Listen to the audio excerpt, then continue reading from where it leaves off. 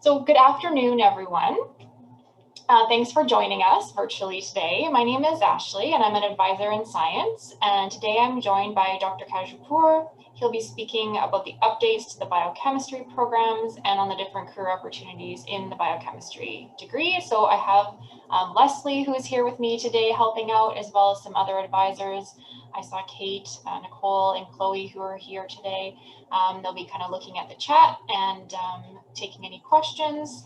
So first, I'd like to acknowledge that although we are together virtually, that today I'm on the U of M campuses and they are located on the original lands of the Anishinaabe, Cree, Oji Cree, Dakota, and Dene peoples and the homeland of the Métis Nation. And we respect the treaties that were made on these territories. The university acknowledges the harms and mistakes of the past and dedicate themselves to moving forward in partnership with Indigenous communities in a spirit of reconciliation and collaboration. So some housekeeping things before we get started. We want to let everyone know the session is being recorded and it'll be posted afterwards on the chemistry and microbiome websites. And I'd also like to ask that everyone keep their microphones muted and their videos off for the presentation. We'll be doing some polls along the way, and those will be anonymous polls, so we ask that you participate. Chat is visible to everyone. And although we don't expect this to happen, if anyone is engaging in disrespectful behavior, you'll be removed from the room and not permitted to re-enter. If you have a question, please use the chat function. We're going to stop kind of after each section. So wait until that section is done before you put your question in, because we find as you go along, then your questions are often answered. And just want to do a quick overview of kind of what we're going to be talking about today. So we're going to talk about the biochemistry program, a little bit about careers, and I'm going to do a little bit of an overview on the U of Achieve program. So I want to recognize that many of the programs that we have at the U of M have chemistry in them. That's kind of the main reason why we had this, we're having this session, because of the chemistry changes too that are impacting the biochem session. But I know that chemistry is part of many of these other programs that I've listed here. So if you are interested in the chemistry program, please refer to the chemistry department website. There is a session that I gave in late last year with Dr. Luong, and so that's on their website you can take a look at. And we also ran a session earlier this week on micro and genetics that we'll be posting online hopefully today or next week. So if you're interested in those programs, definitely look up those resources. And today we're just going to be talking about the biochem program, but if you do have questions about some of the other programs like dentistry, pharmacy, medicine, agriculture, please go to those websites or connect with those admissions officers in those programs about how chemistry changes might impact them. Okay, so now I'm going to turn it over to Dr. Kajapur to talk about biochemistry.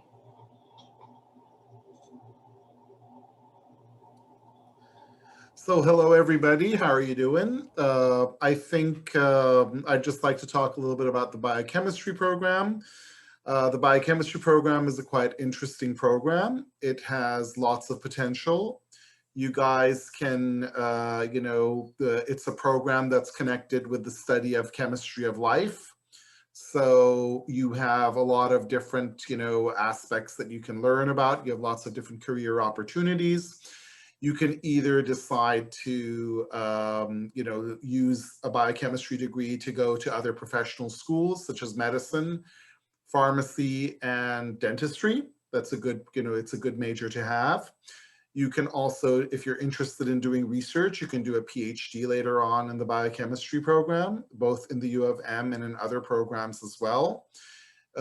If you graduate with a bachelor's degree, there are positions which you can work as a research biochemist in a laboratory.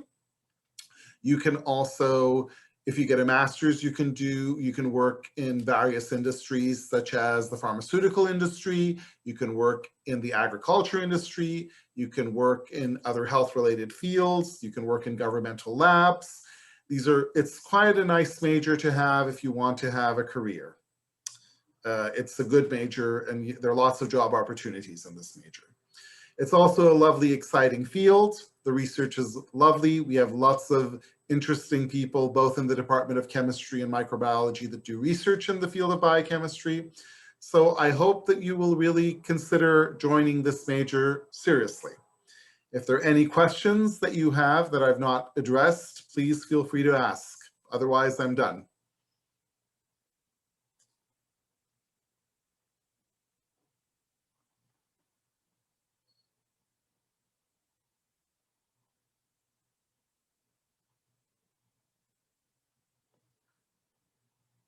Hello? I don't see any questions in the chat right now. What I might do, one thing I did is I did run the poll. So we had about 34% of the students who were in biochemistry right now, and about 45% who are in the undeclared major. So majority of people are kind of like looking at deciding on biochem. So what I might do is, if people want to start putting their questions in the chat, I'm going to just do a little information on the UMachieve program. So if you have questions about how your program, like courses in your program, I'm just going to show some information on that right now.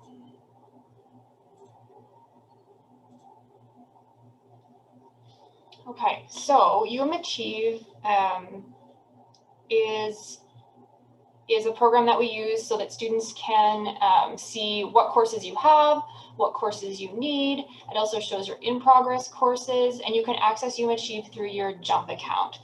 And UMachieve is currently up and running for the biochemistry program.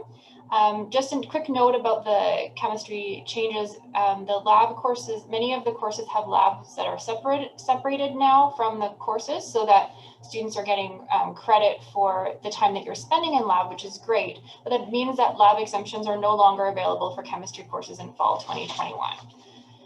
So if you're interested in joining a biochemistry program, you'll be able to run a what-if audit, and you'd want to choose the fall 2021 curriculum. At this time, it'll let you know what courses you've taken, which ones you need, and if you're currently in the biochemistry program, you're going to be able to run a declared program with your current degree. So one thing is, if you're currently in the biochemistry major honors programs or co-op programs, one thing to note is that the new courses, the new chemistry courses, have not been updated in UMachieve yet. So if you're running it right now, you might see that a course that you need is no longer offered. So it's a good idea to go to the chemistry website to see what course it's been replaced with. And Leslie, if you can maybe pop up in the chat the link to the chemistry website with the chart with all the courses, that would be great. And just a note for students who, like, if you need to take a course that was replaced with a lecture and a lab, you are going to need to take the new lecture and the new lab component of that course. So you're getting the full benefit of the knowledge of that course. So if you go and you see the course has been replaced with a 3-credit-hour lecture and a 3-credit-hour lab, or a 3-credit-hour lecture or 2-credit-hour lab, you're going to need to take those credit hours in your degree. So that's kind of just a rule for students who are in the program. If you're looking at your audit, it might not have been updated yet, but that's just how you can do some of that planning, and you can look at the schedule. This is just a quick look at what your catalog term is. Your catalog term is the year you enter the program, and you follow the catalog or the calendar of the year you enter the program. So you can see this in Aurora, and you can also see it's really teeny tiny in UMachieve. And if you're not in a program, you always run the most recent program, which is going to be fall 2021. And this is a quick snapshot at the top of the UMachieve. This is someone who's in chemistry. Green shows your completed courses. Red shows the courses that have not been completed. If any courses are in progress, let's say a student was in summer session courses, they would show in blue. It's really done in real time. So as soon as you register, you can go in, you run your audit, and you actually see where your courses are populating. And it's also important to note that you should look at every section of the audit, so not just the top to see that it's green. You need to scroll down and make sure all those checks are coming in as green or blue. Blue is like the in-progress courses, just because sometimes things get missed at the top, so you want to make sure you're looking at all the different sections and reading it. And then if you see something that isn't quite right after you've taken a look at your audit, please definitely give us a call, and we can kind of walk you through some of those issues. But we really find it's helpful if students have looked at their audit, so that way you know kind of what the questions specifically are when you connect with us. I just want to pause here to see if we have any specific questions on. So Ashley, there's a question in the chat about, can I move to a new calendar term if I've already declared my major? Not normally. It depends on the reason why you'd want to change your catalog term, and if it benefits you, basically. So that might be something. Hi. So the thing is, with my new calendar, some of the courses that I've done before that are not counted in the old calendar are actually being considered now. For example, HNSC as a extra course for 23, 22, 20, and for 24/70. So that's why I wanted to shift to the new calendar, because I'll have to do 2 less courses according to that. Because I have already done a few credits that are actually not considered according to the old calendar, because it was a nutrition and a psychology extra arts courses. But if I go to the new calendar, they are actually considered because they require an extra course when I have already done the old chemistry courses. Oh, okay. So have you looked at the what if audit for like the Biochem Fall 2021? Yes. Okay, and because of the changes, it works in your favor to do that? Yes. Okay. Yes, a lot of favor. Okay, I would if you could send us an email, we'll put that in the chat, and then if you can send us an email with your full name and student number and a request to make that change, we'll just double check to make sure that it's correct, and before we make that switch for you, to make sure there's nothing else that that we're missing from there before we switch you to a new catalog term, because we don't want you to be disadvantaged. All right. Okay. Thank you.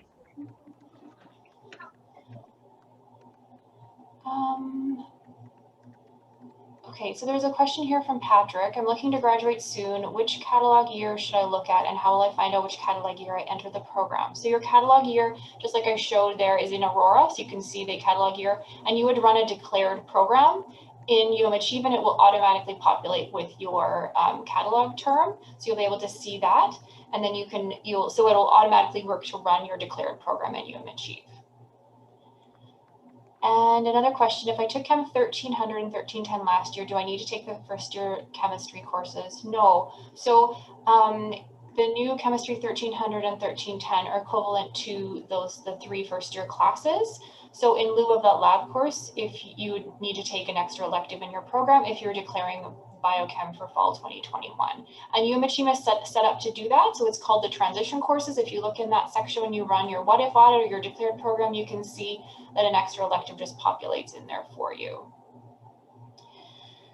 And a student,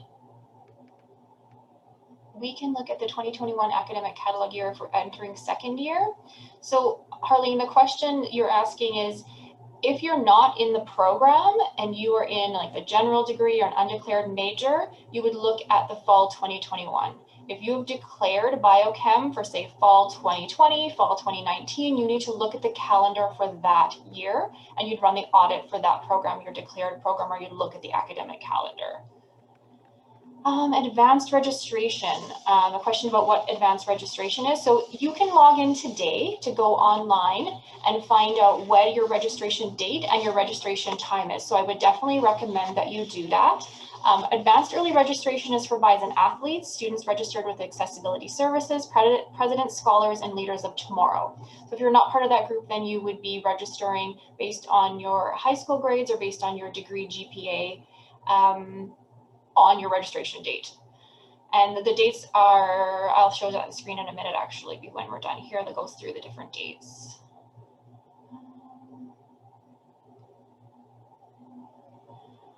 Will it be better to take the lab with the first year chem courses or second year chem courses? Harleen, can you maybe explain your question? I'm not quite sure what you mean by that.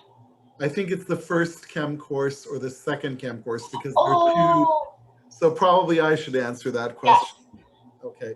So I think that it would be best first, if you you take the first chem, first chem course first, then when you're taking the second chem course, you take the lab with the second chem course, because you get some, there's some familiarity with certain concepts, all of that, especially if you haven't taken any chemistry or not a lot of chemistry in high school. It also depends on how comfortable you are with chemistry. If you've done chemistry in high school, you've got an A+ in chemistry in high school, you're comfortable with the material, you can take the lab with the first chem course. If you're a little bit hesitant, take your first chem course, then take the lab with the second chem course in the first year. But the lab is in general designed to be standalone. So you can, it's designed, there's not material in the, you can also take it with the first chem course and it shouldn't bother you. It's a matter of your comfort. Does that answer your question? It looks like Harleen said yes, thanks. Perfect. Okay. Since the lab courses will count as separate credit hours now on top of the credit hours for the courses, would these lab credits be allocated for? So the fall 2021 program has been designed to make room for these new lab courses. So you're not going to, degree is 120 credit hours. You're still going to be graduating with 120 credit hours. If your students are in a program that you need to take some of these extra lab courses, we would be looking at maybe adjusting some of your electives, and that's where you would work with an advisor to do some adjustments. And if you're in like your last year, your graduation year, and there is you're very close to graduation and it means taking an extra lab course where you'd have to kind of go over the 120, that's where you definitely want to be talking to an advisor or Dr. Kajapur to talk about some of the options in that situation. But the degrees are 120 credit hours and they stay at 120 credit hours for the major and the honors programs. Catherine, yes, the advanced registration is for President Scholars. So we're deciding on a major now as a second year. You look at the 2021. Yes, so if you're not in the program, you look at the most, doesn't matter if you're in your 4th year of university, if you're not in the program, you'd always look at the most recent catalog year, the year you enter the program. So you could be your 5th year of university, but if you haven't entered the program, you're going to be new to biochemistry for the fall 2021. If you're currently in the program and you've declared the program, then you look at the catalog term that you are in. Ashley, there's a question I think we missed. Oh, okay. From Flyin NRJ. Or can you take the lab after taking both chem courses? If you go, yep. Did you see that one? Yep. No, I missed that one. Thank you. Okay. So you can take the lab after taking both chem courses. The only thing you need to watch out for is prerequisites. Yes. Sorry to interrupt. Most second-year chemistry courses have the lab as a prerequisite. So you may, if you do it that way, make sure that you don't fall behind. Excuse me, Ashley.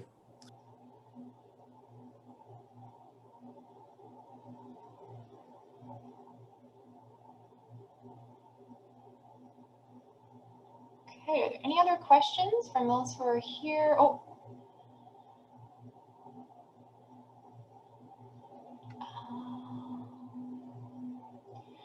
Catherine, I'm going to get Leslie to give you information to someone to connect you about President Scholars from the Financial Aid and Awards Office. And then there's a question from Jessica. I want to clarify that in regards to UMachieve updates, are the program changes reflected in the audits for the fact that course codes are not updated? So we haven't updated those course codes yet, but you can go into, like, if you know that, I'm just going to see, I think, for example, Chem 2470 was a requirement. That's a requirement in the biochem. Was a requirement in the biochem program, and now the course requires chemistry 2510 and 2520.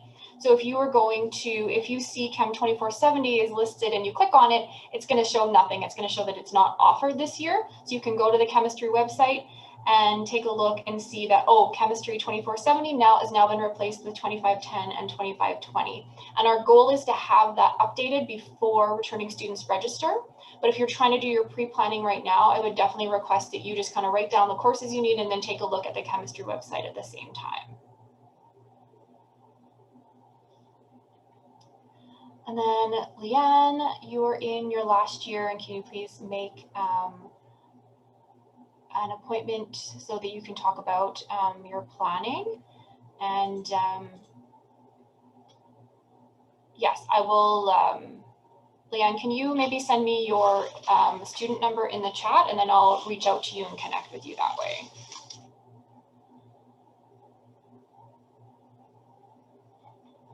Okay, and I think I just want to quickly put up these registration dates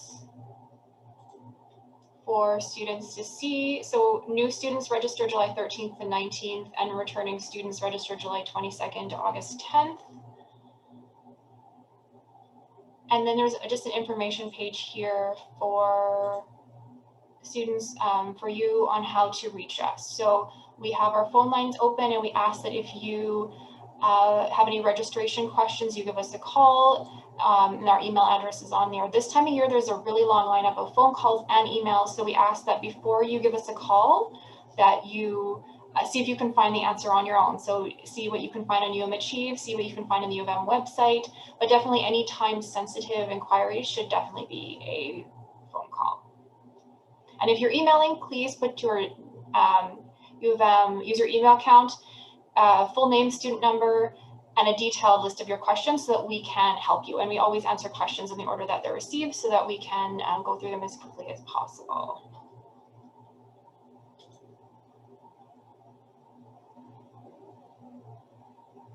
Okay. Okay, Mazdak, I don't know, do you have anything else to add?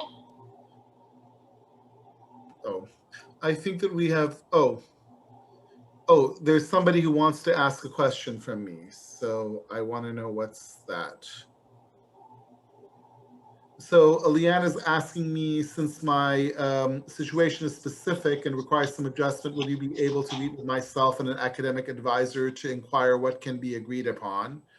That's what I've been asked. I'm happy to help, but should we schedule something with you, Ashley, to meet together with Leanne, or that would? So why don't you email me and Ashley as well, Miss Tolton, sorry, both of us, and then we can agree on a time to meet and help you with your questions. Would that work with you, Leanne?